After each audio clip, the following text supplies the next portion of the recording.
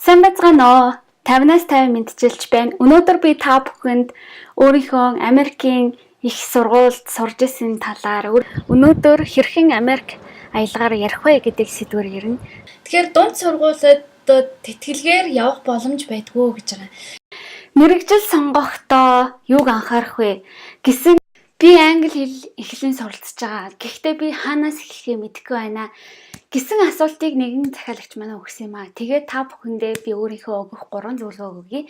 Бичлэгээ дуустал нь үзээрэй. Хэрвээ та бүхэн товчноор дээр бичих талаар ямар ч ойлголт байхгүй байгаа бол миний та бүхэнд бэлдсэн компаниудын бас өдөр тутмын ажил нь ямар байна гэдгийг бас судлаад үзэх хэрэгтэй. Тэгэхгүй болохоор одоо ингээл харж байгаа. За би нийгмийн ажилтан болмоор байна гэд тэгдэг. Гэтэл чи яг нийгмийн ажилтны өдөр тутамдаа ямар ажил хийдэг гэдгийг чи мэдэх үү?